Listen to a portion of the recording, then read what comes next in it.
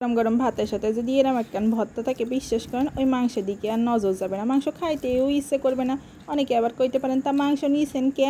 মাংস নিয়েছি কারণ প্লেট ডেকোরেশনে করার জন্য। আমি যে হুদাই ভর্তা বানাই নাই, মাংসও রান্না করছি, সেটা আপনাদের দেখানোর জন্য। মোর যে শুধু ভর্তা বানানোর গুণ আছে সেটা না, মুই আরও অনেক কিছু রাঁধতে পারি, সেইটা আপনাদের দেখানোর জন্য মাংস নিছি। খাওয়া শেষে মাংস তুলে ফেলবানি। তো চলেন কী ভর্তা করি তারা দেখাই। তার আগে একটা কথা কই, বরাজ কইলো কি সবজি কিনতে পারবো না, সবজি ভীষণ দাম, 100 টাকার উপরে কেজি। এখন থেকে শুধু মাংস রান্না করবা। কিন্তু আমার আবার হুদাই মাংস খাইতে ইচ্ছা করে না, সবজি ছাড়া আমার ভালোই লাগে না। তো আমি আবার কি করলাম, এই যে বাসায় একখান কচু ফেলানো ছিল দেখতেছেন, এই যে এই কচুর ডাটাগুলো রান্না করে খেয়ে ফেলছি। আর এই কচু দিয়ে আজ বানামু স্পেশাল ভর্তা। তো আমি আবার এটা ছিলে ভালো করে পরিষ্কার করে ছিলে নিলাম। তো একটা কথা কই, বাজারে সবজির বাজারে যে আগুন ধরছে রে বাবা, কি আর কমো, তার থেকে মনে হয় এই মাংস রান্না করেই খাওয়া ভালো। আর আমার মনে হয় এই কচু ভর্তা করেই খাইতে হবে। আশেপাশে যত কচু আছে বাগান সব এবার ফর্সা করে ফেলবো মুই। কচু ভর্তার এত স্বাদ কি বলবো।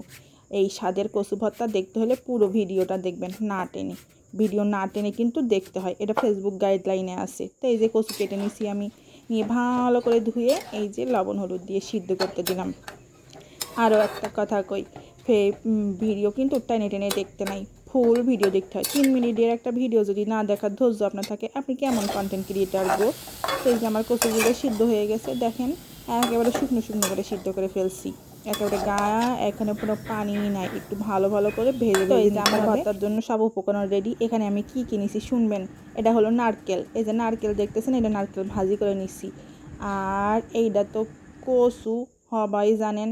আর এখানে আছে শুকনা মরিচ আর হলো গিয়া পেঁয়াজ আর রসুন, পেঁয়াজ আর রসুন ভাজি, পেঁয়াজ আর রসুন ভাজি। আর ওই যে ধনিয়া পাতার ভীষণ দাম, বাজারে ধনিয়া পাতা উঠতেছে না, এই জন্য ধনিয়া পাতা দিতে পারি নাই।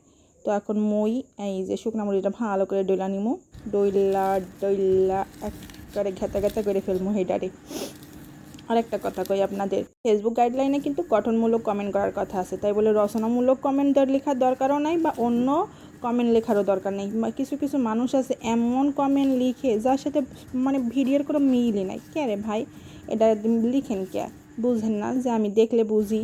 তো এই যে কচুগুলো আমি শিলপাটায় বেটে নিছি, এই দেখেন শিলপাটায় বেটে এটার একেবারে নরম ভ্যাদভ্যাদা বানাই ফেলছি। এবার সবগুলো একসাথে এই যে মাখাই নিলাম। বিশ্বাস করেন এই কচু ভর্তাটা যে কি মজা। আর এই যে সাথে নারকেল ভাজি দেওয়া হয়েছে না, নারকেল ভাজির একটা অন্যরকম ঘ্রাণ। একেবারে ভর্তাটা যখন গালে দেওয়া হবে না, মনে হবে দিলের মধ্যে চমলক লাড্ডু ফুটতেছে। তো আমার ভিডিওটা কেমন লাগলো সবাই কিন্তু কমেন, ভালো না লাগলেও কমেন, ভালো লাগলেও কমেন, ভালো না লাগলে বেশি করে কয়ে যাবেন, যাতে আমি আবার ভালো করে ভিডিও বানাতে পারি। ভালো থাকবেন সবাই।